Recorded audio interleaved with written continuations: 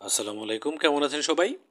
তো জিপি সিম থেকে মানে গ্রামীণ ফোন সিম থেকে গ্রামীণ ফোনে কীভাবে ব্যালেন্স ট্রান্সফার করতে পারেন? যেমন আপনার ধরেন যে 500 টাকা ব্যালেন্স আছে, আপনার বন্ধুকে আপনি 200 টাকা ব্যালেন্স ট্রান্সফার করবেন।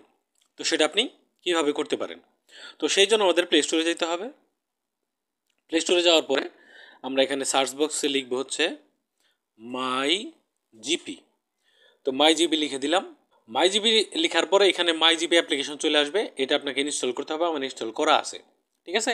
ইনস্টল করে আপনি আপনার যে ফোন নাম্বার আছে সেটা দিয়ে সাইন ইন করে নেবেন। তো তারপর আমরা এটাকে ওপেন করে দিলাম। আমার তো সাইন ইন করাই আছে। তো জিপি অ্যাপের ভেতরে আসার পর আমরা নিচের দিকে আসবো। নিচের দিকে আসার পরে এখানে মাই শর্টকাটস অনেকগুলো মেনু দেখতে পারবো। এখানে যে সিম ওর অপশন দেখতে পাচ্ছি, সিম ওর অপশনের মধ্যে আমরা ক্লিক করবো, ঠিক আছে। সিম ওর অপশনের মধ্যে ক্লিক করার পরে দেখেন রিচার্জ অ্যান্ড ব্যালেন্স। প্রথমেই আমরা এখানে দেখতে পাচ্ছি ব্যালেন্স ট্রান্সফার। তো আমরা এখানে ব্যালেন্স ট্রান্সফারে ক্লিক করবো। আপনি যদি প্রথমবার করে থাকেন, মানে প্রথমবার করবেন, তো সেক্ষেত্রে আপনাকে রেজিস্টার নাও বাটনে ক্লিক করতে হবে। আমার রেজিস্ট্রেশন করা আছে। রেজিস্টার নাও বাটনে ক্লিক করলে আপনি একটা পিন নাম্বার পেয়ে যাবেন, ঠিক আছে।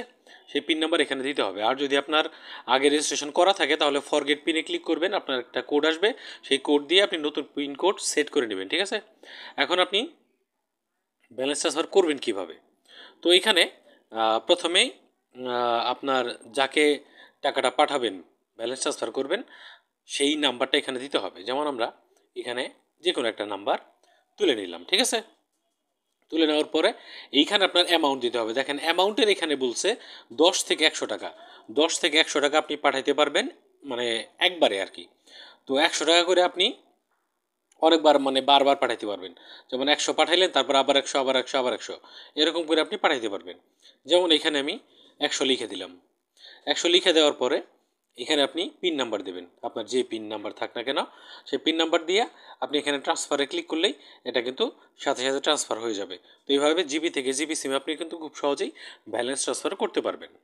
তো কেমন লাগলো ভিডিও জানাবেন কমেন্ট সেকশনে। কী বিষয়ে ভিডিও দেখতে চান সেটাও জানাতে পারেন। ভিডিও ভালো লাগলে অবশ্যই লাইক করবেন, শেয়ার করবেন বন্ধুদের সঙ্গে। আজকের মতো এই পর্যন্তই, কথা হবে পরবর্তী ভিডিওতে। সে পর্যন্ত ভালো থাকুন, সুস্থ থাকুন।